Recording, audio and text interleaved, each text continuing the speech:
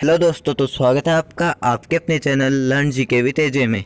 तो दोस्तों, आज के इस वीडियो में हम बात करने वाले हैं दोस्तों हिस्ट्री के एक मोस्ट इम्पोर्टेंट टॉपिक, या आप क्लास 10th का एक मोस्ट इम्पोर्टेंट टॉपिक ही बोल सकते हैं कि मौर्य एम्पायर के बारे में।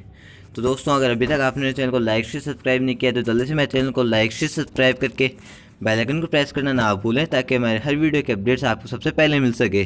तो दोस्तों, आज की इस वीडियो में हम जिन भी पॉइंट्स के बारे में बात करने वाले हो सभी को, चाहे आप कॉम्पिटिशन एग्ज़ाम ले लो, चाहे आप क्लास 10th आरबीएससी का एग्ज़ाम ले लो, चाहे आप किसी भी एग्ज़ाम की तैयारी कर रहे हैं, तो ये टॉपिक बहुत ही इंपॉर्टेंट हो सकता है। तो इसके लिए आप इसको अच्छे से देखिएगा। तो चलिए हमारा आज का ये वीडियो शुरू करते हैं। दोस्तों, ये अब मौर्य डेंसिटी की बात करें तो मौर्य डेंसिटी का संस्थापक कौन था? चंद्रगुप्त मौर्य। दोस्तों, इनका शासनकाल था 322 बीसी से 298 बीसी तक।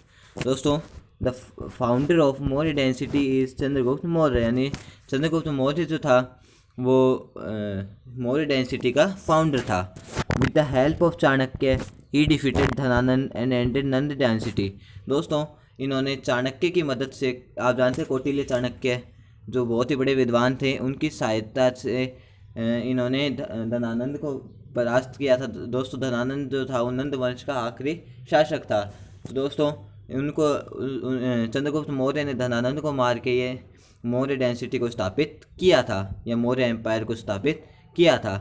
दोस्तों, ये इसकी कुछ कहानी ऐसी सी है कि ना, जब चाणक्य एक बार धनानंद के उसमें दरबार में आता है, जब वो उसको भारत को बचाने के लिए बोलता है, क्योंकि अलेक्जेंडर का कंटिन्यू आक्रमण भारत पे हो रहे थे, पर उसने इसको चाणक्य की बहुत मतलब बेइज्जती करके उसको दरबार से निकाल दिया था। दोस्तों, ये जो धनानंद था ये खाली भोग विलास में विश्वास रखता था, इसलिए चाणक्य ने सोचा कि अब इसके ये घमंड को तोड़ना होगा और यहाँ पे एक नया अच्छा और शासक बिठाना होगा। तो चलिए आगे बढ़ते हैं। तो ही defeated Seleucus Nicator, one of the general of Alexander, and both made a treaty. दोस्तों, जो ये चंद्रगुप्त मौर्य है, इन्होंने सेल्यूकस निकेटर को भी हराया था। दोस्तों, सेल्यूकस निकेटर कौन था? दोस्तों, अलेक्जेंडर जो था, जिसको हम सिकंदर भी बोलते हैं, इसके बहुत सारे जनरल थे, उनमें से एक ये सेल्यूकस निकेटर जनरल था। इसने सेल्यूकस निकेटर को चंद्रगुप्त मौर्य ने हराया था। इनके बीच में एक ट्रेटी साइन हुई थी, जिसके अंदर चंद्रगुप्त मौर्य ने उसको सेल्यूकस को 500 वार एलिफेंट दिए थे, यानी जो युद्ध में काम आने वाले हाथी दिए थे। और सेल्यूकस ने चंद्रगुप्त को क्या दिया? Eastern Afghanistan, Baluchistan and region in the western side of Indus river. तो दोस्तों, इनके बीच में एक ट्रेटी साइन हुई थी, जिसमें अंदर चंद्रगुप्त मौर्य ने तो 500 युद्ध के लिए हाथी दिए थे, और इसने सेल्यूकस ने चंद्रगुप्त को ईस्टर्न अफगानिस्तान, बलूचिस्तान और वेस्टर्न साइड के इंडस रिवर के पास की एरिया दे दिया था। दोस्तों, ये also got Seleucus Nicator daughter Helena. दोस्तों, ये जो चंद्रगुप्त मौर्य था, इससे सेल्यूकस निकेटर ने अपनी बेटी हेलेना की शादी भी करवा दी थी। तो दोस्तों, ये भी एक बहुत इंपॉर्टेंट पॉइंट है। दोस्तों, Megasthenes was appointed as ambassador in Mauryan court. दोस्तों, इसने अपनी बेटी की शादी तो करवा दी थी, पर अब उसके साथ अपना एक मेगास्थनीस नाम का एक अपना एम्बेसडर भी मौर्य कोर्ट में भेजा था। तो ये भी बहुत इंपॉर्टेंट पॉइंट है, तो आप इसको भी अच्छे से याद कर लीजिएगा। दोस्तों, हम जैसे भी बात कर रहे हैं वो सारे एकदम सिंपल लैंग्वेज में बात कर रहे हैं। दोस्तों, ये ज़्यादा हार्ड लैंग्वेज नहीं है कि आपको समझ में नहीं आए, और अगर फिर भी आपको समझ में नहीं आता तो आप वीडियो को रिवाइंड करके देख सकते हैं। नेक्स्ट पॉइंट है, Chandragupta built a vast empire. Chandragupta जो था उसने एक बहुत बड़ा अपना एम्पायर बना लिया था। उसका रीजन कहाँ कहाँ तक था? उसका राज पार्ट ऑफ काबुल, काबुल के कुछ क्षेत्र में, Herat, Kandahar, Baluchistan, Punjab, plains of Ganga and Yamuna, Bihar, Bengal, Gujarat, Vindhya और कश्मीर। दोस्तों, इसका इतना बड़ा ये साम्राज्य था, और दोस्तों इतने बड़े साम्राज्य होने के बाद भी ये इसमें बिल्कुल भी घमंड नहीं था। सबसे बड़ी बात यह है। दोस्तों, जो धनानंद था, लास्ट रूलर जो था नंद डेंसिटी का, उसके अंदर धन की बहुत अधिक इच्छा थी, वो खाली भोग विलास में रहना चाहता था। Next point, according to Tamil text Akananuru and Purananuru, Chandragupta also invaded south India. तो दोस्तों, एक तमिल टेक्स्ट मिलते हैं अहाना नुरू और मुराना नुरू, इन दोनों के अकॉर्डिंग जो चंद्रगुप्त मौर्य था उसने साउथ के कुछ पार्ट्स भी अपने कब्जे में कर लिए थे। Chandragupta adopted Jainism from Bhadrabahu. दोस्तों चंद्रगुप्त जो था उसने जैनिज्म अपने वो अडॉप्ट कर लिया था। दोस्तों इसने मतलब ये भद्रबाहु से इसने जैनिज्म ग्रहण कर लिया था। He died in Shravanabelagola Mysore at sallekhana death by slow starvation. दोस्तों ये जो था ये श्रवण बेलागोला जो मैसूर में वहाँ पे इसकी डेथ हुई थी। दोस्तों सलेखाना नाम की बीमारी होती है, जैसे धीरे धीरे करके जो अपने पार्ट्स जो ख़राब होते जाते हैं वैसे धीरे धीरे करके इसके पार्ट्स ख़राब होते गए और लास्ट में जाके इनकी डेथ हो गई। तो दोस्तों यहाँ पे हमने चंद्रगुप्त मौर्य के बारे में इतना सारा जाना है। तो अगर आपको अभी तक कुछ समझ में अगर आ गया है तो बहुत अच्छी बात है, अगर नहीं आया तो आप वीडियो रिवाइंड करके देख सकते हैं। दोस्तों हम कुछ भी मेन इंपॉर्टेंट पॉइंट्स को अपने फिर से रिवाइज करते हैं। दोस्तों ये मौर्य डायनेस्टी का संस्थापक था। इसने नंद वंश के लास्ट रूलर धनानंद को मार के और अपनी मौर्य डायनेस्टी की नींव रखी थी। और इसने सेल्यूकस निकेटर को भी हराया था जो एक अलेक्जेंडर का जनरल था। और इन दोनों के बीच एक ट्रीटी हुई थी जिसके अंदर चंद्रगुप्त ने सेल्यूकस को 500 युद्ध के हाथी दिए थे। और उसने सेल्यूकस ने ईस्टर्न अफगानिस्तान, बलूचिस्तान और इंडस रिवर के साइड का थोड़ा वेस्टर्न एरिया भी दिया था।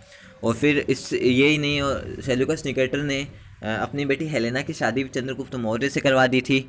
और तो और की ना उसने अपने मेगास्थनीस नाम का एक एम्बेसडर भी मौर्य कोर्ट में भेजा था। तो दोस्तों इतना आपको याद रखना है, ये कुछ मेन पॉइंट्स थे। अब दोस्तों अब बात करते हैं बिंदुसार की। बिंदुसार कौन था? ये था चंद्रगुप्त मौर्य का बेटा बिंदुसार मौर्य। दोस्तों इनके बारे में इतना डिस्क्रिप्शन मिलता नहीं है, बट जितना मिला हम उतना आपको साथ डिस्कस करेंगे। दोस्तों बिंदुसार जो था उनका जन्म 298 BC, उनका जो शासनकाल था 298 BC से 272 BC तक था। दोस्तों Bindusara was son and successor of the Chandragupta Maurya. तो जो बिंदुसार था चंद्रगुप्त मौर्य का सन था और उसका आने वाला सक्सेसर भी था। इसके कुछ अदर नेम हमारे जैसे वेद पुराणों में दे रखे हैं। अमित रोचतस उसका नाम दे रखा है किसमें? ग्रीक ऑथर के अकॉर्डिंग। इसका मतलब क्या होता है? किलर ऑफ एनिमी, यानी दुश्मनों का खात्मा करने वाला। भद्रसार अकॉर्डिंग टू वायु पुराण इसका नाम था भद्रसार। और अकॉर्डिंग टू जैन टेक्स्ट इसका नाम था सिंगसेन। दोस्तों ये expanded the area of state by adding regions in south part of India. दोस्तों इसने जो मौर्य एम्पायर था वो पहले कितना बड़ा था और उसने बहुत थोड़े साउथ के पार्ट भी अपने मौर्य एम्पायर में जोड़ लिए थे। उसने अपना एम्पायर और भी वास्ट कर लिया था, यानी और भी फैला लिया था। अब जो इसके दो बेटे थे, उसके वैसे टोटल 101 बेटे थे, पर इसके मेन जो है वो दो बेटों को सबसे ज़्यादा मतलब करता था। एक तो था सुसीम और एक था अशोक। दोस्तों ये सुसीम उसका बड़ा बेटा था और अशोक छोटा बेटा था। अशोक दोस्तों सम्राट अशोक के बारे में मैं बात कर रहा हूँ। दोस्तों ये जो सुसीम था उसको इसने बिंदुसार ने तक्षशिला का वायसराय बनाया था और अशोक को उज्जैनी की वायसराय बनाया था। फिर दोस्तों क्या हुआ कि यहाँ पे तक्षशिला में एक जनता ने बहुत बड़ा रिवॉल्ट कर दिया था जो सुसीम से संभाला नहीं गया, इसलिए अशोक ने आके तक्षशिला में उस रिवॉल्ट को संभाला। तो दोस्तों ये मेन पॉइंट्स हो सकते हैं। According to Divyavadana a revolt of the people of Taxila broke out which Susima failed to suppress, so Bindusara send Ashoka to suppress this revolt. तो दोस्तों वही बात है जो मैं अभी बताया कि दिव्यवदन एक मतलब पुराण सा मिलता है, हमारा हिस्ट्री की बुक है, उसमें ऐसा था कि ना पीपल्स ने रिवॉल्ट कर दिया था जो इसे सुसीम से वो रोका नहीं जा रहा था, इसलिए बिंदुसार ने अशोक को भेजा था इस रिवॉल्ट को रोकने के लिए। तो दोस्तों अब ये जो था, अब मौर्य एम्पायर में जो अदर कंट्री से जो एम्बेसडर आए थे उनके बारे में बात करते हैं। डाइमेकस, दोस्तों इसको एक ग्रीक रूलर एंटियोचस फर्स्ट ने भेजा था। दूसरा था डायोनिसियस, इसको इजिप्टियन किंग फिलाडेल्फस ने भेजा था। तो दोस्तों ये आपको इम्पोर्टेंट पॉइंट्स हो सकते हैं। दोस्तों अब इसका भी एक क्विक रिवीजन कर लेते हैं। बिंदुसार जो था वो चंद्रगुप्त मौर्य का बेटा और सक्सेसर था। इसके अलग अलग नाम दे रखे। ग्रीक ऑथर ने इसका नाम अमित रोचस बताया था जो किलर ऑफ एनिमी में होता है इसका मतलब। वायु पुराण के हिसाब से इसका नाम है भद्रसार, जैन टेक्स्ट के हिसाब से इसका नाम है सिंगसेन। दोस्तों इसने साउथ इंडिया के पार्ट को और अपने कब्जे में करके अपने एम्पायर को और वास्ट कर लिया था। इसके 101 बेटे थे, पर 2 बेटे इसके मेन थे, सुशीम और अशोक। सुशीम बड़ा था, अशोक छोटा था। इससे सुशीम को तक्षशिला का वायसराय बनाया और अशोक को उज्जैनी का वायसराय बनाया। फिर तक्षशिला में पीपल्स ने एक रिवोल्ट कर दिया था जो सुशीम से संभाला नहीं जा रहा था, इसलिए बिंदुसार ने अशोक को वहाँ उस रिवोल्ट को शांत करने के लिए भेजा। बट उस टाइम पे अशोक ने उसको अच्छे से शांत करा तो लोग उससे इम्प्रेस हुए। और अब अपन एक बात जानते हैं कि मौर्य इसके बिंदुसार के टाइम पे कौन कौन से एम्बेसडर, दूसरे कंट्री के एम्बेसडर मौर्य कोर्ट में आए थे। तो एक डायमेकस आया था जिसको ग्रीक रूलर एंटियोकस फर्स्ट ने भेजा था, और एक डियोनिसियस आया था जिसको इजिप्टियन किंग फिलाडेल्फस ने भेजा था। तो दोस्तों इतना आपको समझ में आ गया होगा। दोस्तों हमने यहाँ पे इसके 2 मेन टॉपिक, इसके हम 3 मेन टॉपिक होते हैं इसके। दोस्तों ये जो मौर्य एम्पायर है ये मेन चला ये खाली एक पीढ़ी तक, यानी फर्स्ट चंद्रगुप्त मौर्य ने इसको अच्छा संभाला, फिर बिंदुसार ने इसको अच्छा संभाला, और थर्ड सम्राट अशोक ने इसको संभाला। दोस्तों ये तीनों मेन थे। दोस्तों इसके बाद कोई ऐसा रूलर नहीं हुआ जो इसको अच्छे से संभाल सके। फिर दोस्तों इसका रिवोल्ट होने लग गया, सब अपने अपना बंटवारा करने लग गए। तो ये जो अखंड भारत का जो एक था इनका स्वप्न वगैरह वो सारा टूट गया। तो दोस्तों मेन ये सम्राट अशोक तक ही था। अब हमने इनमें 3 में से 2 मेन टॉपिक कंप्लीट कर चुके, एक तो चंद्रगुप्त मौर्य का, एक बिंदुसार का। तो चलिए आगे बढ़ते हैं। अब बिंदुसार के बाद कौन बना था? सम्राट अशोक। दोस्तों अशोक को तो इंट्रोडक्शन देने की ज़रूरत नहीं है, सब जानते हैं। दोस्तों ये चंद्रगुप्त मौर्य का पोता था, बिंदुसार का पुत्र था। और दोस्तों सम्राट अशोक को तो वैसे सभी जानते हैं। दोस्तों इनका शासनकाल था 273 बीसी से 232 बीसी तक। दोस्तों Ashoka was son and successor of the Bindusara. Bindusara wanted his son Susima to succeed him and Ashoka was the choice of ministers, so we can say Ashoka become the ruler of Magadha against the wish of Bindusara. दोस्तों ये जो क्या था कि ना अशोक जो था वो बिंदुसार का सन था, पर जो बिंदुसार था वो सुशीम को अपना मतलब अगला सम्राट बनाना चाहता था, पर मिनिस्टर्स की चॉइस थी कि अशोक सम्राट बने। तो दोस्तों हम ये भी कह सकते हैं कि जो अशोक जो सम्राट बना था बिंदुसार की इच्छा के विरुद्ध सम्राट बना था। तो दोस्तों अगर ये उस टाइम पे ऐसे अपने पिता की इच्छा के विरुद्ध नहीं चाहता तो दोस्तों आज ये इतना बड़ा एम्पायर नहीं खड़ा कर पाता। इसके और नाम भी दे रखे हैं।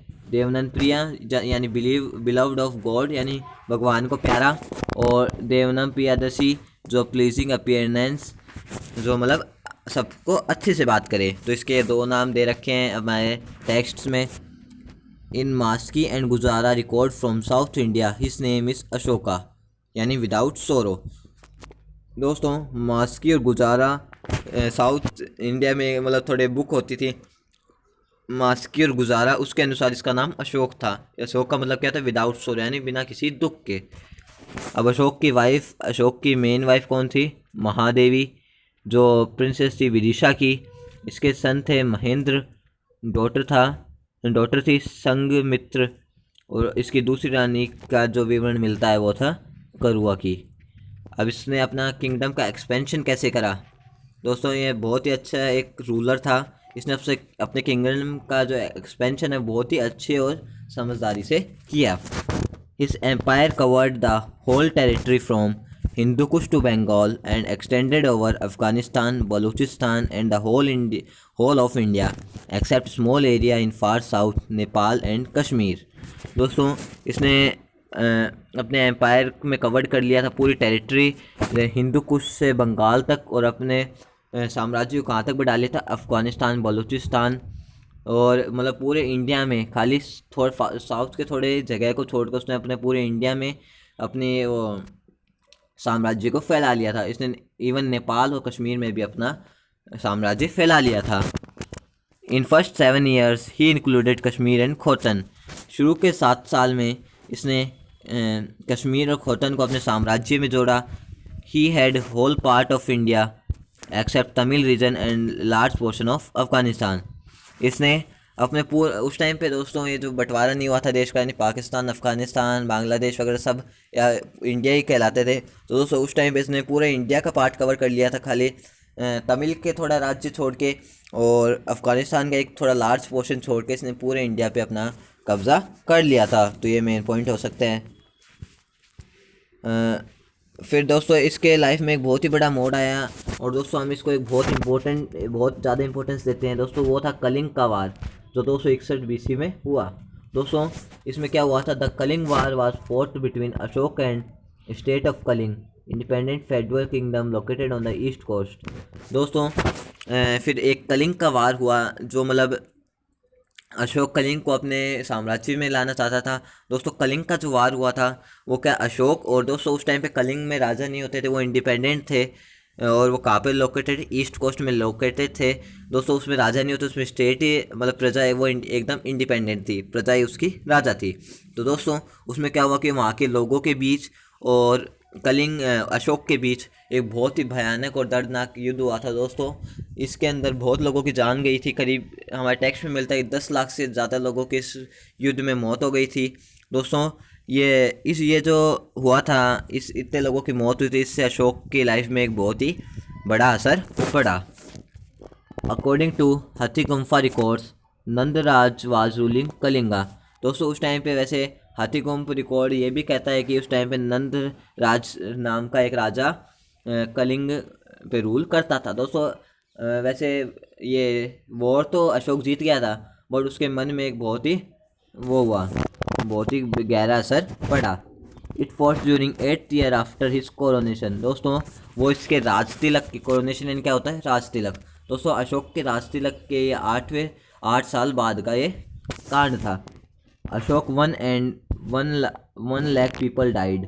दोस्तों इस युद्ध में अशोक तो जीत गया, पर 1 लाख से ज़्यादा लोगों के यहाँ पे मौत हुई। Such mass killing made a great impact on Ashoka's life and he declared not to touch weapons again. दोस्तों इतना जो ये ऐसे मारकाट हुई थी उससे इसकी लाइफ, अशोक की लाइफ में एक बहुत गहरा इम्पैक्ट पड़ा और इसने ये घोषणा कर दी कि आज से वो वेपन्स पे हाथ नहीं लगाएगा। तो दोस्तों यानी मारकाट उसने बंद कर दी।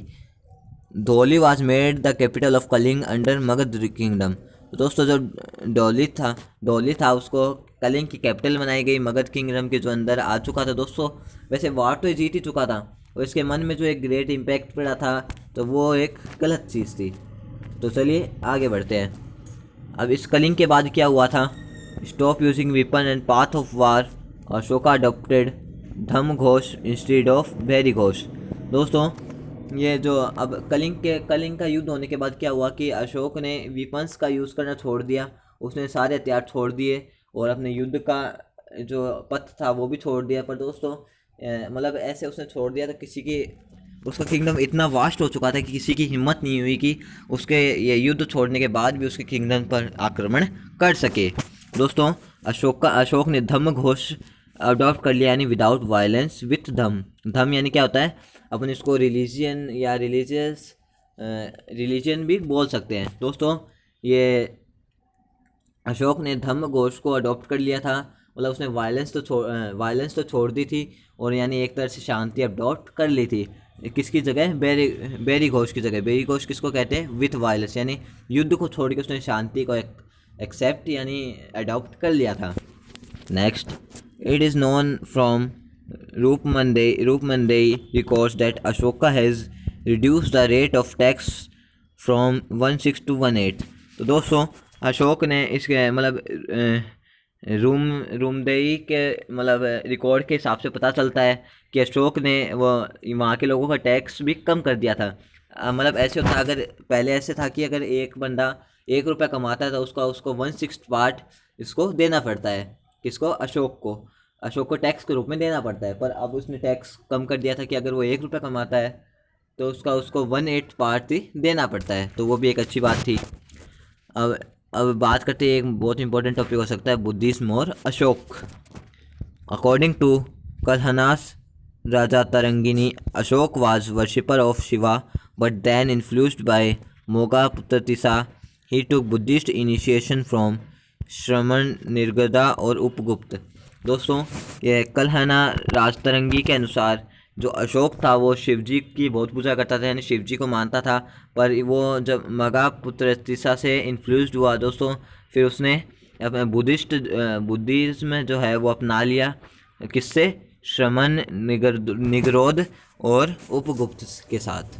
दोस्तों ये जो भी मैं बता रहा हूँ आप इसको अच्छे से याद कर लीजिए। अगर आपको समझ में नहीं आता तो आप वीडियो को रिवाइंड करके देख सकते हैं। He build 4 caves for residence of Ajivikas. कौन कौन सी? सुदामा, चोपर, विश्व झोपड़ी और करना। दोस्तों ये जो चंद्रगुप्त मौर्य है इसने 4 गुफाएं भी बनाई आजीविकास के लिए। दोस्तों आजीविकास कौन होता है? जैसे जो लोग बुद्धिस्ट में अडॉप्ट कर लेते हैं और फिर वो मतलब भगवान की पूजा, मतलब वो भगवान को नहीं मानते, वो खाली वो किसी मूर्ति में विश्वास नहीं करते हैं, वो मतलब अपने मन में ही भगवान को विराजते हैं, तो वहाँ पे वो जो पूजा करते हैं तो उसके लिए अशोक ने उन जो भी साधु अगर पूजा करते हैं उनके लिए 4 गुफाएं बनी। कौन कौन सी? सुदामा, चौपड़, विश्व झोपड़ी और कर्ण। कहाँ पे बनाई थी वो? बारबर की हिल्स में बनाई थी। अब इसके अदर की पॉइंट्स कौन कौन से हैं दोस्तों, ये इंपॉर्टेंट बात है वो जो आप अच्छे से याद कर लीजिएगा। दोस्तों ये जो मैं भी बता रहा हूँ ये आपके 10th में भी पूरी तरह से काम आ सकता है। Ashoka established ideals for the moral development of mankind, these were called dhamma. दोस्तों अशोक ने एक बहुत ही आइडियल्स एस्टेब्लिश करे, यानी एक आदर्श स्थापित करा एक मानवता की डेवलपमेंट के लिए, मानवता का विकास के लिए एक ही बहुत बड़ा आइडल स्थापित किया जिसको क्या बोलते हैं? धम्म।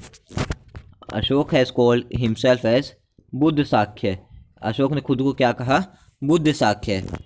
ही was first to do religious travel, यानी धम्म यात्रा। दोस्तों अशोक एक ऐसा पहला राजा था जिसने धम्म यात्रा करवाई थी, यानी रिलीजियस ट्रैवल करवाए थे। दोस्तों ये एक इम्पोर्टेंट पॉइंट्स है तो आप ध्यान रखना। इसने बोध गया मतलब 10th उसने वो कराई। रिलीजियस यात्रा कहाँ पे जाती थी? बोध गया। इसके 10th ईयर ऑफ कोरोनेशन में जब उसके राजतिलक को 10 साल हो गए थे उसके बाद इसने काम करवाया। लुम्बिनी जो कपिल वस्तु जाती थी कब से जाने लगी थी? उसके 20th year of coronation. He was the first Indian ruler to address इस सब्जेक्ट थ्रू एडिक्ट्स। दोस्तों ये भारत का ऐसा भी पहला राजा था जिसने अपने विचार जो हैं वो मतलब एडिक्ट्स के रूप में पेश किए, यानी उसने जो पिलर वगैरह पे जो लिखवाए थे ना इंस्क्रिप्शन वगैरह, वैसे पेश करने वाला वो पहला राजा था भारत का। After ruling for 40 years Ashok died in 232 BC। दोस्तों उसका शासनकाल कितना था? 40 साल। दोस्तों जो ये मौर्य एम्पायर जो चंद्रगुप्त से लेके अशोक तक जो मौर्य एम्पायर चला था उसमें वो एक अखंड भारत था, उसमें कोई भी प्रॉब्लम नहीं आई थी। पर अशोक की डेथ के बाद उसका बंटवारा होने धीरे धीरे उसका बंटवारा होने लग गया। दोस्तों इसकी डेथ कब हुई थी? 232 BC में। अब इसके बारे में एक क्वेश्चन भी बनता है, right the name 4 neighbours independent state during Ashoka. तो अशोका के रूल के टाइम पे 4 ऐसे कौन से नेबर इंडिपेंडेंट स्टेट थे, यानी जो अशोक के मतलब साम्राज्य के आसपास थे पर अशोक उनको नहीं कर पाया था अपना कब्जा। तो एक था चोला, चेरा, पांड्या और केरला। तो ये 4 दोस्तों इंपॉर्टेंट चीज़ें मैं आपको बता रहा हूँ तो आप इनको मिस मत कीजिएगा।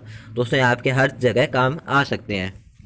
अब धम्म क्या है? धम्म के बारे में जानते हैं तो इसका इंट्रोडक्शन देखते हैं पहले कि ये पहले वैदिक रिलीजन जो था उसके हिसाब से चंद्रगुप्त ने अपनाया जैनिज्म, बिंदुसार ने अपनाया आजीविकाज्म, यानी आजीविका मतलब कि जो मतलब भगवान में विश्वास नहीं करते, और अशोक ने अपनाया बुद्धिज्म। तो ये तीनों ने जो मेन थे इन्होंने तीनों ने अलग अलग धर्म अपनाया। The ideological conflict between the Vedic religion, Buddhism, Jainism, Ajivikas could be a source of social and religious tension at the time of Ashoka. तो दोस्तों ये क्या था कि जो वैदिक रिलीजन था, बुद्धिज्म था, जैनिज्म था, आजीविका से उनके बीच में खाली एक जो मतलब लड़ाई का या फिर आप बोल सकते हो विवाद का जो एक कारण था वो था सोशल और रिलीजियस टेंशन, यानी सब अपने अपने धर्म को बड़ा मानते हैं, सब उसका ही प्रचार करना चाहते हैं, दूसरों का धर्म किसी को अच्छा नहीं लगता। तो मतलब ये जो भी प्रॉब्लम थी तो वो अशोक के टाइम पे आए तो अशोक ने सोचा इसके बारे में भी कुछ करना पड़ेगा। तो दोस्तों अशोक ने the theory of Dhamma was presented by Ashoka to unite all the ideology and eliminate the tension and form a strong and united empire. तो दोस्तों ये जो टेंशन थी यानी जो रिलीजियस टेंशन थी, रिलीजियस और सोशल टेंशन थी, उनको दूर करने के लिए अशोका ने धम्म की थ्योरी दी। यानी कि धम्म की थ्योरी दे के उसने कि सारे धर्म एक समान है, कोई ऊंचा नहीं है, कोई नीचा नहीं है। तो दोस्तों ये थ्योरी दे के उसने अपने एम्पायर में से ये जो रिलीजियस या सोशल जो टेंशन्स थी वो सारी टेंशन दूर कर दी और अपना एक स्ट्रॉन्ग और यूनाइटेड एम्पायर बना लिया। अब धर्म क्या होता है दोस्तों? धर्म को अपन धर्म भी बोल सकते हैं, यानी रिलीजियन। तो दोस्तों एक तरह से धर्म का मतलब होता है रिलीजियन। तो और जानते हैं इसके बारे में। इसकी डेफिनेशन क्या थी? Ideal given by Maurya ruler Ashoka for moral development of mankind and form a harmonious environment to ensure the security and stability of empire. दोस्तों ये जो इसकी डेफिनेशन क्या होती है कि ये जो धर्म यात्रा थी वो एक अशोका के द्वारा चलाया गया एक आइडियल था, यानी एक आदर्श था, जिसको मतलब मानवता का विकास करने के लिए आइडियल चलाया गया था। और ये मतलब अपने वातावरण को एकदम शुद्ध और एकदम शांतिपूर्ण और एक रहने योग्य बनाने के लिए बनाया गया था। और इससे एक काम और होता था कि अपने जो एम्पायर था, उसका साम्राज्य था, उसकी सिक्योरिटी और स्टेबिलिटी भी बनी रहती थी। अब धर्म के अकॉर्डिंग क्या होता था, क्या क्या करना पड़ता था? अवॉइड ऑल एविल एक्शन, कि हम जो भी बुरे काम करते हैं वो सबको त्याग दो। वेलफेयर ऑफ वर्ल्ड, यानी संसार का जो जो काम पूरे सोशल यानी अपने समाज के लिए जो काम अच्छा हो हमें वही करना चाहिए। ऐसे नहीं कि हमें अच्छा लगे पर और सबके लिए वो अच्छा ना हो, तो हमें ये करना चाहिए। काइंडनेस और कंपैशन, तो सबके प्रति दया भावना और मतलब दान पुण्य करते रहना चाहिए। चैरिटी यानी दान पुण्य करते रहना चाहिए। ट्रूथ यानी हमेशा सत्य बोलना चाहिए, असत्य का साथ छोड़ देना चाहिए। प्योरिटी ऑफ एक्शन, यानी हर काम जो है वो हम एकदम शुद्धता से करें, यानी हम किसी में भी अपना मतलब दोष भाव नहीं रखें। The definition of Dhamma has been given in second and seventh rock edicts. तो दोस्तों जो धम्म की जो डेफिनेशन है वो अशोका के सेकंड और सेवन्थ जो रॉक एडिक्ट्स है उसके अंदर पाए जाते हैं। तो दोस्तों आप ये तो जानते होंगे कि अशोक ने बहुत सारे एडिक्ट्स दिए थे। अब इसको फॉलो करने के लिए एसेंशियल कंडीशन कौन कौन सी थी? एक तो सैनिटी नेचर, यानी सबके लिए अच्छा भाव। Performing works for of public welfare, यानी लोगों के या समाज के या अपने साम्राज्य के भलाई के लिए कार्य करना। अवॉइड ऑल, सारे बुरे कामों को त्यागना। गुड बिहेवियर, अच्छा स्वभाव रखना। चैरिटी, दान पुण्य करना। नॉन वायलेंस, यानी जो भी लड़ाई झगड़े दंगे वगैरह जो भी होते हैं उन सबको त्याग देना। कंपेशन एंड काइंडनेस, यानी दया भावना रखना सबके लिए। ओबेइंग पेरेंट्स एंड एल्डर्स, यानी बड़ों माता पिता या अपने से जो भी बुजुर्ग है या जो भी बड़े हैं उन सबका अच्छे से सम्मान करना। रिस्पेक्ट टीचर्स, यानी अपने गुरुजनों का सम्मान करना। Being charitable to fund friends relatives Brahmans and the needy etcetera. तो वो क्या था कि सबके लिए चैरिटेबल, यानी सबके लिए काम करने के लिए इच्छुक रहना, चाहे वो आपका फ्रेंड हो, रिलेटिव हो, ब्राह्मण हो या कोई भी नीडी पर्सन हो जिसको आपकी सहायता चाहिए, तो उसके लिए एकदम तैयार रहना। According to third road edicts, person should moderately accumulate and spend money. तो दोस्तों कि ना थर्ड रॉक एडिक्ट्स के अशोक का जो थर्ड रॉक एडिक्ट्स था उसके अनुसार कि मनुष्य को उतना ही कमाना चाहिए जितना उसकी लागत हो। तो दोस्तों हमें मतलब ऐसे होता है कि अगर हमारे पास ज़्यादा पैसा होता है तो हमारी नीड उतनी बढ़ जाती है। तो हमारी मतलब ये है कि लालच इंसान में कभी ख़त्म नहीं होता, तो हमें उतना ही कमाना चाहिए जितने हमारे नॉर्मल नीड्स चल सके। दोस्तों ज़्यादा पैसा वेस्ट करने से किसी का फ़ायदा नहीं होगा, नुकसान ही होगा। तो दोस्तों अगर आपके पास ज़्यादा पैसा है तो आप उसकी चैरिटी कीजिए। ये था अशोक का moral. According to Bhabru rock addicts, Ashoka expressed of his belief in the Buddhism त्रिरत्न। दोस्तों अशोक के भाबरू रॉक एडिक्ट्स के अनुसार अशोक ने अपनी अंदर की जो भावना है वो व्यक्त की। उसको बुद्ध के वो त्रिरत्न जो है वो उसमें विश्वास करता था। त्रिरत्न कौन थे? बुद्ध, हाईएस्ट स्पिरिचुअल पोटेंशियल जो सबसे ज़्यादा पूजे जाने वाले थे, जो मेन थे। धम्म, टीचिंग ऑफ बुद्ध, जो बुद्ध की टीचिंग थी। संघ, group of Monks who follow Buddhism, यानी उन साधुओं का ग्रुप जो बुद्धिज्म को फॉलो करते थे। According to the first rock edicts, it was ordered that no animal should be killed for any yajna, यानी अशोक के जो फर्स्ट रॉक एडिक्ट्स था उसके बाद उसके हिसाब से ये ऑर्डर दिया गया है कि किसी भी जानवर को या बलि जैसे देते हैं ना वैसे किसी की भी बलि नहीं दी जाएगी। तो दोस्तों ये भी एक बहुत अच्छा था। According to minor rock addicts of Sanchi and Sarnath, Ashoka ordered to exclude monk from society who tries to create सेकिज्म। दोस्तों माइनर रॉक एडिक्ट्स के अनुसार जो सांची और सरनाथ में है, उसके अनुसार अशोक ने ऑर्डर दिया था कि वो उन सभी साधु वगैरह या जो पाखंडी थे जो अपने सोसाइटी या समाज में वो बढ़ाते हैं कि द्वेष भाव या भेदभाव की भावना बढ़ाते हैं, उन सबको। अब बात करते हैं धम्म यात्रा के बारे में। दोस्तों धम्म यात्रा जो थी, यानी एक तरह से अपन इसको रिलीजियस ट्रैवल बोल सकते हैं। Ashoka was the first to do religious travel, यानी धम्म यात्रा करने वाला अशोक पहला इंडियन रूलर था। According to 8 edicts, royal pleasure tours vihara yatra replaced bye धम्म यात्रा और रिलीजियस टूर। दोस्तों मतलब 8 एडिक्ट, अशोक के 8 एडिक्ट्स के अनुसार जो पहले जो एक विहार यात्रा हुई करती थी, जो मतलब राजाओं की जो यात्रा निकलती थी, रैली निकलती थी, उसके अनुसार उसकी जगह अब धम्म यात्रा यानी रिलीजियस टूर चालू किया जाएगा। अब विहार यात्रा के बारे में हम थोड़ा जानें तो विहार यात्रा क्या होती है? Tour of pleasure, entertainment, hunting etcetera, यानी वो खाली एक राजाओं के मतलब एक एंटरटेनमेंट करने के लिए, उनका खाली शौक पूरा करने के लिए एक टूर होता था जिसमें वो एंटरटेनमेंट वगैरह करते थे, शिकार वगैरह करते थे। दोस्तों ये फालतू चीज़ें थी। और इसके एकदम अपोजिट है धम्म यात्रा, जो क्यों की गई? Travels were made to Buddhist pilgrims, charity to Brahmans, Shramanas and needy peoples. तो दोस्तों ये ट्रैवल जो था ये बुद्धिस्ट के मतलब तीर्थ यात्रा करने के लिए ट्रैवल था। दोस्तों ये अच्छा था। और इस ट्रैवल के दौरान जो मतलब ब्राह्मण को या श्रमण को या जो भी नीडी पीपल थे उन सबको चैरिटी की जाती थी। तो दोस्तों अगर अपन वैसे कंपटीशन देखें विहार यात्रा वर्सेस धम्म यात्रा, तो आई थिंक धम्म यात्रा इज़ द बेस्ट। तो दोस्तों अब 2 टाइप की धम्म यात्रा मतलब अशोक ने निकाली थी। एक तो उसके 10th ईयर कोरोनेशन के 10 साल बाद, यानी उसके राजतिलक के 10 साल बाद, और एक उसके राजतिलक के 20 साल बाद। तो 10 साल बाद कौन सी चलाई थी? बोध गया, और मतलब बोध गया था वो, बोध गया एक तीर्थ यात्रा में आ गया था। और एक बार लुम्बिनी और कपिल वस्तु गया था। तो दोस्तों एक अनुसंधान भी होते हैं कि the state employees like Pradeshikas, Rajukas and Yuktas were sent on travel for propagation of religion every 5th year. This was called Anusandhan. तो दोस्तों जो स्टेट के जो एम्प्लॉयज़ थे जैसे प्रदेशिकास, रजुकास और युक्तास, वो मतलब एक अपने रिलीजन को बढ़ाने के लिए मतलब वो एक ट्रैवल पे भेजा करते, हर 5वें साल उनको ट्रैवल पे भेजा करते थे, जिसको क्या कहते हैं? अनुसंधान।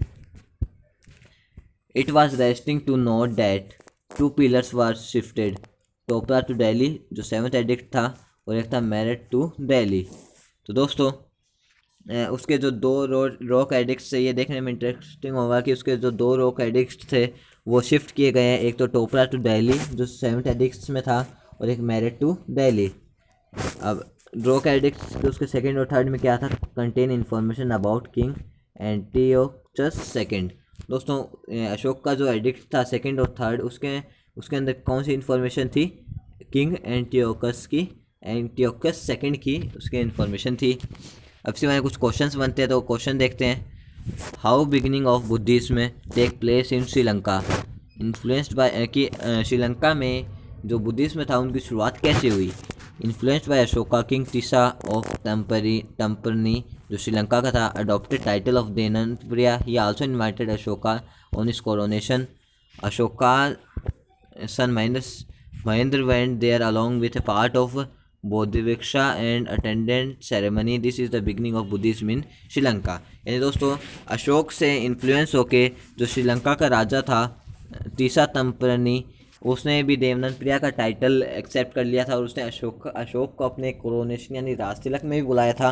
पर दोस्तों अशोक उस टाइम पे जा नहीं पाए थे, इसलिए उन्होंने अपने बेटे महेंद्र को वहाँ भेजा था। कुछ बौद्ध ऋषियों के साथ अपने बेटे महेंद्र को वहाँ भेजा था, और महेंद्र ने वो सेरेमनी थी जो अटेंड की थी। दोस्तों यहाँ से जो श्रीलंका में बुद्धिज्म की स्थापना हुई थी, और स्टार्टिंग भी यहीं से हुई थी। तो चलिए अब मौर्य एम्पायर का अपनों ने उत्थान तो देख लिया, अब पतन कैसे हुआ था वो भी देखते हैं, यानी फॉल ऑफ मौर्य एम्पायर क्या था। After the death of Ashoka 6 successor rule, but they were weak and due of following reasons such a vast Mauryan empire decline in next 50 generation। दोस्तों अशोक की डेथ के बाद 6 सक्सेसर ने मौर्य एम्पायर में रूल करा, और पर वो कमज़ोर राजा थे, उनके मतलब करने का उनका तरीका नहीं था उनको कि स्टेट कैसे चलाया जाता है। और उन्होंने नीचे दिए गए रीजन्स की वजह से जो मौर्य एम्पायर था वो लास्ट अगली 50 जनरेशन में ख़त्म हो गया। ब्राह्मणिकल रिएक्शन यानी उनका जब वो था, उनका जब शासनकाल था तब उसके अंदर जो था ब्राह्मणिकल रिएक्शन क्या होती है, मतलब जो वहाँ के जो ब्राह्मण थे उसके वो रिवोल्ट करने लग गए थे कि हम सबसे बड़े हैं, हम सबसे बड़े हैं। दोस्तों अशोक के टाइम पे ऐसा कुछ भी नहीं था, वो सब शांत थे। और उसके बाद फिर फाइनेंशियल क्राइसिस भी आ गई दोस्तों। अब इतना बड़ा मौर्य एम्पायर था, इतने बड़े साम्राज्य को चलाने के लिए पैसे की भी बहुत ज़रूरत पड़ती थी, तो एक तरह से फाइनेंशियल क्राइसिस भी आ गई थी। Non violence lead to weak successor with less interested in war. तो दोस्तों ये जो नॉन वायलेंस वाला जो अशोक ने चलाया था उसकी वजह से जो आगे जो सक्सेसर आए वो बहुत ही कमज़ोर थे, उनका वॉर वगैरह में या फिर अपने साम्राज्य को चलाने में इतना इंटरेस्ट भी नहीं था। वो खाली एक भोग विलास के लिए राजा बनते थे। फॉरेन इन्वेंशन यानी बार बार जो भारी आक्रमण होते थे उसे मौर्य एम्पायर बहुत वैसे हुआ, टुकड़ों में बढ़ता गया। Partition of the empire into 2 halves, western and eastern parts, और फिर उसके बाद उसका पार्टीशन भी हो गया था। साम्राज्य का एक वेस्टर्न पार्ट हो गया था, एक ईस्टर्न पार्ट्स अलग अलग हो गए थे, तो ये भी बहुत बड़ा कारण है। अशोक के बाद कौन बना था राजा? कुणाल। दोस्तों ये कहते हैं कि ये ब्लाइंड था और यानी अंधा था, और कई कहते हैं कि इसके जो क्या नाम है, इसके जो मिनिस्टर्स हैं उन्होंने इसको अंधा कर दिया था कुछ खाने में खिला के। पर ये वैसे कई जने कहते हैं कि ये पहले से ही अंधा था। इस किस नाम से जाना जाता है? धर्म विविधन है या फिर दिव्य वदन है। दोस्तों इसके बाद हुआ था एक minute, Jalauka was the ruler in Kashmir रत्नागिनी। दोस्तों जो जलोक था वो कश्मीर का रूलर बन गया था। वीरसेन रूलर ऑफ गांधार तरनाथ, तो जो वीरसेन था वो गांधार का रूलर बन गया था। मतलब फर्स्ट अशोक, फिर कुणाल, फिर दशरथ और संप्रति, यानी कई जने बोलते हैं ये दोनों एक ही है, पर कई जने बोलते हैं अलग अलग है। दोस्तों हमारी बुक में एक ही दिया हुआ है, यानी 10th की बुक में एक ही दिया हुआ है। तो Dasharatha given the Nagarjuna caves into Ajivikas in charity. दोस्तों जो दशरथ था वो नागार्जुन केव्स में आजीविका के लिए चैरिटी आजीविकास जो लोग होते हैं उनके लिए चैरिटी करता था। इसके बाद हुआ था शलिशुक, और उसके बाद हुआ था देवधर्मन, उसके बाद हुआ था शताधवन, और उसके बाद था बृहद्रथा। दोस्तों ये जो बृहद्रथा था ये इंपॉर्टेंट नाम है दोस्तों। ये जो था ये लास्ट रूलर था किसका? मौर्य एम्पायर का। तो आपको याद रखना है, last Maurya empire killed by the Brahmin minister Pushyamitra Shunga. तो दोस्तों ये जो था ये इसको पुष्यमित्र शुंगा ने मार दिया था। तो दोस्तों इसको मारने के बाद पुष्यमित्र शुंगा ने नई शुंगा डेंसिटी स्थापित कर दी थी। तो दोस्तों यहाँ पे मौर्य डेंसिटी का जो चैप्टर क्लोज होता है। तो दोस्तों ये जो लास्ट के जो रूलर्स थे वो इतने खास नहीं थे, मतलब इतने पावरफुल नहीं थे। दोस्तों अशोक के टाइम तक अशोक अकेले ने भी 40 ईयर रूल करा था, पर उसके राज्य में एक ऐसा सिंगल बंदा नहीं था जो उसके रूल से ना खुश हो। पर दोस्तों अशोक की डेथ के बाद सारा जो मौर्य एम्पायर था वो बिखर गया। अब मौर्य के एडमिनिस्ट्रेशन के बारे में जानते हैं कि उसकी राजनीतिक यानी जो उसका राज्य अगर चलता था तो कैसे चलता था। Maurya empire is a large empire which is divided into smaller provinces. कि मौर्य एम्पायर जो था बहुत बड़ा एम्पायर था जो कि स्मॉलर मतलब छोटे छोटे मतलब राज्य में बांटा हुआ था। But all this provinces are controlled by central authority. कि बाकी पर बांटा जरूर गया था, पर ये जो सारे जो जितने भी वो स्टेट्स थे वो सारे एक सेंट्रल अथॉरिटी से मतलब कंट्रोल किए जाते थे, यानी राजा से कंट्रोल किए जाते थे। This kind of centralised government system was established for the first time in India. ये जो इस टाइप के जो सेंट्रलाइज्ड गवर्नमेंट सिस्टम था ना, जो किस मतलब अलग अलग प्रोविंसेस में बांटे गए पर कंट्रोल एक, जैसे बहुत सारे से अपने इंडिया में अभी देखो कि बहुत सारे स्टेट है, पर ये कंट्रोल जो है वो एक स्टेट हेड से यानी सेंट्रल गवर्नमेंट से कंट्रोल किया जाता है। वैसे उसमें था कि बहुत सारे छोटे छोटे प्रोविंसेस थे और उनको कंट्रोल कौन करता था? एक सेंट्रल अथॉरिटी। तो दोस्तों ऐसा ये पहली बार इंडिया में हुआ था। अभी सेंट्रल एडमिनिस्ट्रेशन के बारे में थोड़ा जानते हैं। Central administration controlled by king and मंत्री परिषद।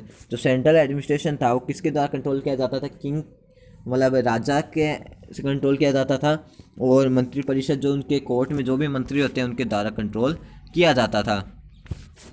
किंग जो था वो सोल और सुप्रीम अथॉरिटी जो यानी किंग से बड़ा कोई नहीं था। तो किंग जो था वो उसका ये जो सेंट्रल एडमिनिस्ट्रेशन उसका मेन जो हेड होता है वो किंग ही था, जो he took all the final decision related to administration.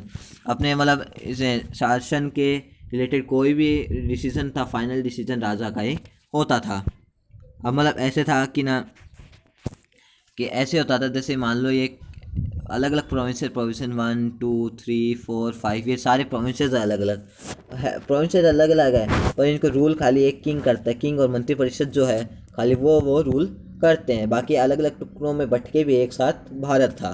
तो दोस्तों ये एडमिनिस्ट्रेशन एक बहुत ही मतलब बड़ी एडमिनिस्ट्रेशन था, और फर्स्ट टाइम इंडिया में ऐसा एडमिनिस्ट्रेशन स्थापित किया गया था। उसके मंत्रिपरिषद में कौन कौन थे, कैसे कैसे उसका डिवाइड था।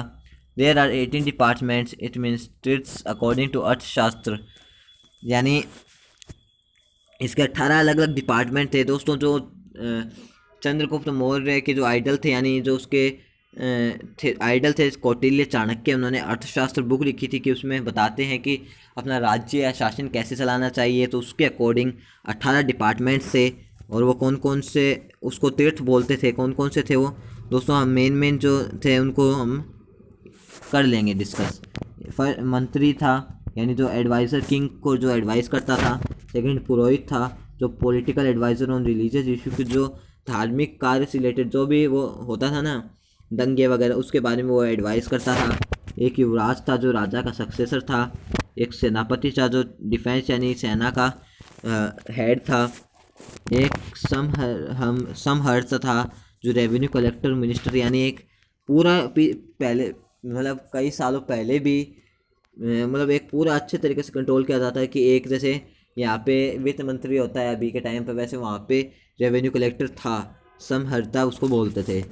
His responsibility was to collect revenue, keep records of income expenditure and prepare annual budget. दोस्तों इसकी रेस्पॉन्सिबिलिटी क्या थी कि रेवेन्यू कलेक्ट करे, इनकम का रिकॉर्ड रखे, क्या खर्चा हुआ वो बताए, पूरा करके एक एनुअल बजट निकाले। दोस्तों अभी भी हमारे ऐसे ही होता है कि एक हमारा फाइनेंस मिनिस्टर वगैरह होता है ना, वैसे ही पहले भी था। एक था सनी दत्ता जो ट्रेजरर था, यानी जो खजाने का मालिक था, वो खजाने की देख रेख करता था। He was responsible for building treasuries and granaries, कि वो खजाने में हो रही जो भी कोई भी गतिविधि अगर खजाने में होती है तो वो उसका रिस्पॉन्सिबल था। और ये जो 6 हैं, इनके अलावा भी 12 तीर्थ थे, ऐसे ही 12 तीर्थ और थे। दोस्तों हमारे वीडियो बड़ा ज़रूर हो रहा है, पर ये बहुत इन्फॉर्मेटिव वीडियो है, तो आप इसको मिस मत कीजिएगा। और दोस्तों अगर अभी तक आपने मेरे चैनल को लाइक शेयर सब्सक्राइब नहीं किया है तो जल्दी से मेरे चैनल को लाइक शेयर सब्सक्राइब करके बेल आइकन को प्रेस करना ना भूलें, ताकि हमारी हर वीडियो के अपडेट्स आपको सबसे पहले मिल सके। तो दोस्तों जो द प्रेसिडेंट ऑफ तीर्थ वाज कॉल्ड महामात्य। दोस्तों जो तीर्थ जो थे वो 18 जो तीर्थ थे उन सबका जो प्रेसिडेंट था, यानी वो जितने भी तीर्थ थे उन सबका जो हेड था वो उसको क्या बोलते थे, महामात्य। अब अध्यक्ष जाने तो ये क्या था। The Adhyaksha were high ranking official next to Tirthas, there are 26 Adhyaksha. दोस्तों अध्यक्ष जो थे वो मतलब तीर्थ के बाद सेकंड हाई रैंकिंग पे कौन थे, अध्यक्ष। दो फर्स्ट पे था किंग, सेकंड पे था तीर्थ, और थर्ड पे थे अध्यक्ष। अब ये दोस्तों 26 अध्यक्ष है, तो दोस्तों हम थोड़े आपको बता देंगे, और ऐसे ही मतलब और होंगे। शीताध्यक्ष यानी जो एग्रीकल्चर का हेड था दोस्तों, पूरा एक सिस्टमेटिक तरीके से रूल किया जाता था। पन्याध्यक्ष जो ट्रेड का हेड था। सूत्राध्यक्ष जो टेक्सटाइल का हेड था। लूनाध्यक्ष जो स्लॉटर हाउस का हेड था। विविताध्यक्ष जो पास्चर लैंड का हेड था। और एक लक्षणाध्यक्ष जो करेंसी के इशू जो भी होते थे उसका हेड था। और थोड़े कुछ होते थे युक्त उपयुक्त वगैरह लोग होते थे, वो छोटे लेवल के एम्प्लॉयज़ होते थे। अभी प्रोविंशियल एडमिनिस्ट्रेशन कैसे होता था, 5 प्रोविंसेस से एडमिनिस्ट्रेशन के। उत्तर पर जो नॉर्थर्न थे तक्षशिला में मेन था, इसका हेड मेन था। दक्षिणी पथ जो सदर्न में होता था सुवर्णनगरी में, इसका मतलब इसकी कैपिटल मान सकते हैं अपन। कलिंग जो था वो ईस्ट पार्ट में था, इसकी कैपिटल तोशली मान सकते हैं। अवंती शस्त्र जो था वो वेस्टर्न में था, इसकी कैपिटल उज्जैनी। मध्यादेश जो सेंट्रल में था वो उसकी कैपिटल क्या थी, पाटलिपुत्र। तो दोस्तों पूरा एक अच्छे से इसको कंट्रोल किया जाता था। Each provinces was head by prince Kumar. दोस्तों जो युवराज कुमार होता था, प्रिंस होता था, उससे जो मतलब हर जो भी इसके थे, जो भी प्रोविंसेस थे वो सारे अलग अलग प्रिंस के द्वारा रूल किए जाते थे। अब इससे क्वेश्चन निकलता है, व्हाट वर प्रदेश ट्रीज क्या होती है। Pradeshtri was the officers responsible for suppression of criminals. दोस्तों ये जो प्रदेश ट्रीज होते हैं, ये ऑफिसर होते हैं कि इनकी क्या रिस्पॉन्सिबिलिटी होती है कि ये जो क्राइम वगैरह होते हैं, जो आतंकवाद वगैरह है, या जो भी मतलब जो इशू वगैरह कुछ भी होता है ना, रिवोल्ट वगैरह राज्य में, तो उसको रोकने का रिस्पॉन्सिबिलिटी किसकी थी, प्रदेश ट्रीज की। ही वर्क अंडर समहर्ता, तो वो समहर्ता के अंडर में वर्क करता। समहर्ता कौन था, revenue collector. They also monitor working of Sthanikas, Gopas और विलेज ऑफिसर्स। दोस्तों वो जो थे वो जो स्तनिकास, गोपास और विलेज ऑफिसर थे, उन सब के काम पे भी नज़र रखते थे। दोस्तों ऐसे था, ऊपर हेड था, फिर मतलब एक सेंट्रल था, उसके बहुत सारे प्रोविंसेस थे, उनमें से प्रोविंसेस के अलग अलग हेड थे, फिर उन प्रोविंसेस के अलग अलग प्रोविंसेस थे। मतलब ऐसे एक पूरा अच्छे से राज्य था और उसको कंट्रोल कौन करता था, हेड यानी राजा। तो चलिए अब इसका एम्पायर के बारे में देखो, ये आगे इसके बारे में डिस्क्रिप्शन दी हुई है कि एम्पायर जो है वो उसका हेड कौन था, किंग। पहले तो किंग आता था, उसके बाद प्रोविंसेस आते हैं जिसके हेड कौन थे, कुमार या आर्यपुत्र यानी जो युवराज वगैरह होते हैं वो। फिर आता है विषय अहर, जिसके हेड कौन थे, विषयपति, जो प्रदेशिका, एडमिनिस्ट्रेशन, राजुका, लैंड और युक्त अकाउंट। यानी ये जो होते थे तीन, ये प्रदेशिका तो होते थे एडमिनिस्ट्रेशन कंट्रोल करने के लिए, राजुका होते थे लैंड को कंट्रोल करने के लिए, और युक्ता होते थे अकाउंट को कंट्रोल करने के लिए। उसके बाद होता है स्थानीय, जो स्थानिक्स जिसके हेड थे। फिर होता था द्रोणामुख, फिर होता संग्राम जिसके हेड कौन होते थे, गोपा। और फिर आता था विलेज, जिसके हेड कौन थे, विलेज ऑफिसर्स। ग्राम, वृद्धा, ग्रामीणी, अपन उसको कुछ भी बोल सकते हैं। तो चलिए आप सिटी का जो एडमिनिस्ट्रेशन होता था उसको जानते हैं। As per Megasthenes, city administration was controlled by a council of 30 members which was divided into 6 committees, 5 members in each. दोस्तों मेगास्थनीज जो सेल्यूकस ने जो एम्बेसडर भेजा था उसके अनुसार कि जो 30 मेंबर्स उसको कंट्रोल करते थे काउंसिल को, और जो 6 कमेटी में डिवाइड थे, हर कम्युनिटी में 5-5 मेंबर्स होते थे।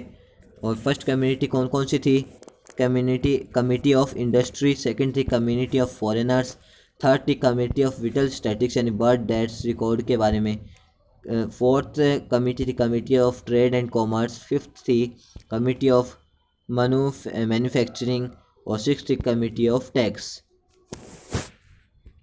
तो चलिए अब मिलिट्री सिस्टम के बारे में जानते हैं। For organizing the army there was a separate military department, it is divided into 6 committee, 5 member in each. तो दोस्तों ये मिलिट्री को भी कंट्रोल करने के लिए, इतनी बड़ी आर्मी को कंट्रोल करना कोई आसान बात नहीं थी। इसके लिए भी एक अलग डिपार्टमेंट था जिसके अंदर 6 कमेटीज़ थी, और हर कमेटी में 5-5 मेंबर थे। मतलब हर कमेटी को 5, मतलब ये 6 कमेटी और ये 5 डिपार्टमेंट से कंट्रोल किए जाते थे। कमेटी कौन कौन सी थी, बोर्ड ऑफ एडमिरल्टी, इसका डिपार्टमेंट था नेवी। बोर्ड ऑफ इन्फेंट्री जो थे मतलब पहले एडमिलिट्री का कौन था, जो जल्द से जो नेवी फोर्स होती है वो, उसका ये बोर्ड था। और बोर्ड ऑफ इन्फेंट्री जो पैदल जो सैनिक चलते हैं उनका ये बोर्ड था। बोर्ड ऑफ कैवलरी जो अश्व से यानी घोड़ों से जो सैनिक चलते हैं उनका ये बोर्ड था। बोर्ड ऑफ चैरियट्स यानी जो रथ से जो सैनिक चलते हैं उनका ये बोर्ड था। बोर्ड ऑफ एलिफेंट जो हाथी से जो सैनिक चलते हैं उनका ये बोर्ड था। और board of transport and supervision of equipment. तो दोस्तों एक बोर्ड मतलब 5 बोर्ड तो ये सेना के लिए होते थे, और एक बोर्ड जो इतने बड़े के लिए वो हथियार वगैरह होते हैं वो भी कम नहीं होते इतनी बड़ी सेना के लिए, कि इसलिए उसके लिए एक अलग से रथ भी जाता था, एक अलग से बोर्ड होता था किसके लिए, इक्विपमेंट्स के लिए। एक नोट है कि 6 लाख उसमें अंदर कितने मतलब कितने सैनिक थे इसके मौर्य एम्पायर के अंदर, 6 लाख तो सोल्जर्स थे, 50,000 जो अश्व पे जाते थे वो सैनिक थे, 9,000 हाथी थे और 800 रथ थे। दोस्तों ये सारी इन्फॉर्मेशन किसने दी थी? मेगास्थनीस ने। मेगास्थनीस ने एक बुक लिखी थी, मेगास्थनीस इंडिका, उसके अंदर ये इन्फॉर्मेशन दी गई है। अब इसकी जो है हम जुडिशियल सिस्टम के यानी जो इसका न्यायपालिका होती है उसके बारे में बात करते हैं। दोस्तों इसके कोर्ट के 2 पार्ट होते हैं, एक धर्मस्थ्य, एक कंठशोधन। धर्मस्थ्य और कंठशोधन यानी धर्मस्थ्य क्या होता है? ये मॉडर्न सिविल कोर्ट होता है। दोस्तों इसके अंदर डिसीजन टेकन बाय 3 धर्मस्थ, व्यवहारिक एंड 3 अमात्य। इसमें 6 जने होते हैं, 3 तो धर्मस्थ, इन व्यवहारिक और 3 अमात्य। इन ये 6 मिलकर इसके अंदर डिसीजन लेते हैं। Cases associated with abusing, beating, theft, यानी इसके अंदर कौन कौन से केस आते हैं जो मतलब जिसमें मतलब कोई किसी को गाली दे देता है या कोई मारा पीटी होती है या कोई चोरी हो जाती है, तो वो केस इसमें आते हैं। दोस्तों जैसे हमारे होता है हाई कोर्ट, सुप्रीम कोर्ट वगैरह जो हमारे कोर्ट होते हैं, वो एक उसी कोर्ट की यानी वो एडमिनिस्ट्रेशन इसमें चलता था। और ये कंठशोधन क्या था? Modern criminals court. दोस्तों ये जो क्राइम होते थे उनका कोर्ट था ये। Decision taken by 3 Pradeshtris and 3 Amatyas. इसके अंदर भी 6 जने होते थे, 3 पेडेस्ट्रीज और 3 अमात्य। ये 6 जने मिलकर इसके अंदर डिसीजन लेते थे। लोवेस्ट लेवल क्या था इस कोर्ट्स का? ग्रामीणी और ग्रामवर्द गेव डिसीजन। कि जो सबसे छोटा जो मतलब लेवल था वो था ग्राम, मतलब जो गांव में लोग डिसीजन लेते थे वो सबसे इसका छोटा लेवल था। यानी सबसे छोटा लेवल था गांव में लेते थे। और हाईएस्ट लेवल कौन सा था? किंग, यानी जो सुप्रीम हेड था वो सेंट्रल कोर्ट से डिसीजन देता था। जो सेंट्रल कोर्ट कहाँ था? पाटलिपुत्र में। तो दोस्तों मतलब सबसे छोटा लेवल क्या था? ग्रामीणी यानी ऐसा होता था कि एक तरह से ये मान लो सकते हैं कि आप 4 कोर्ट थे। एक तो सबसे गांव में तो पंचायत वगैरह होती है वैसे सा होता था, उसके ऊपर एक कोर्ट, उसके ऊपर एक छोटा कोर्ट होता है जिसके अंदर मारा पीटी या चोरी वगैरह का केस आता है। उसके ऊपर और बड़ा क्राइम होता है वो केस आता है जिसका नाम था कंठशोधन। और उसका सबसे हाईएस्ट लेवल होता है सुप्रीम हेड जो किंग होता है, जिसका मतलब किंग जो है वो पाटलिपुत्र में बैठ के उसका डिसीजन देता है। Remaining all level judgement given by either Dharmasthiya और कंठशोधन कोर्ट। और बाकी के जो मतलब बाकी जो भी निर्णय वगैरह थे, जजमेंट वगैरह थे, वो सारे धर्मस्थ्य या कंठशोधन देते थे। According to Chanakya there were 4 main part of law. यानी चाणक्य के हिसाब से जो लॉ होता है उसके 4 मेन पार्ट्स होते हैं। धर्म यानी रिलीजन, व्यवहार यानी बिहेवियर, यानी एक हमारे धर्म के बारे में हम किसी का भेदभाव नहीं करें। एक रिलीजन के एक हमारा बिहेवियर यानी हमारा व्यवहार अच्छा होना चाहिए। एक चरित्र यानी हमारा कैरेक्टर जो होता है हमारा वो अच्छा होना चाहिए। और एक था शासन, यानी हमारा शासन जो है वो एक फर्स्ट क्लास शासन होना चाहिए, यानी एक अच्छा शासक होना चाहिए। अब मौर्य की सोसाइटी कैसी थी? We get information about the Maurya society from. हमको मौर्य सोसाइटी के बारे में इन्फॉर्मेशन मिलती कहाँ से है? कौटिल्य के अर्थशास्त्र से, मेगास्थनीस इंडिका से और अशोक के रॉक एडिक्ट्स के बारे में हमको इनके बारे में जानकारी मिलती है। अब आगे देखते हैं। एज पर द कौटिल्य वर्ण system was basis of society. Kautilya Chanakya के हिसाब से जो वर्ण सिस्टम था वो सोसाइटी का बेसिक्स था। उसमें 4 तरह से लोगों को डिवाइड किया गया था। एक तो ब्राह्मण, क्षत्रिय, वैश्य और शूद्र। यानी ये जो क्या थे, ब्राह्मण जो है वो पूजा यज्ञ वगैरह करवाते थे, क्षत्रिय जो थे वो युद्ध में जाते थे, वैश्य जो थे वो बाकी का काम संभालते थे और शूद्र जो थे वो साफ सफाई का पूरा अच्छे से ध्यान रखते थे। एज पर था Megasthenes society divided into 7 caste. 7 caste में सोसाइटी डिवाइड होती थी। मेगास्थनीस इंडिका जो मेगास्थनीस ने बुक लिखी थी उसके अनुसार फर्स्ट था फिलोसोफर्स जिसको दार्शनिक बोलते हैं, सेकेंड है फार्मर्स जिसको किसान बोलते हैं, थर्ड है एनिमल कीपर और हंटर जिसको पशुपालक या शिकारी बोलते हैं, फोर्थ है क्राफ्ट्समैन या स्कल्प्टर्स जिसको कारीगर और शिल्पी बोलते हैं, फिफ्थ है सोल्जर्स जिसको सैनिक बोलते हैं, सिक्स्थ है इंस्पेक्टर जिसको निरीक्षक बोलते हैं और सेवन्थ है मिनिस्टर एडमिनिस्टर जिसको सभासद और शासक कैटेगरी में रखा जाता था। इसके बारे में वो था कंडीशन थी। Condition of woman were better than earlier period. They were allowed to remarry और परफॉर्म नियोग।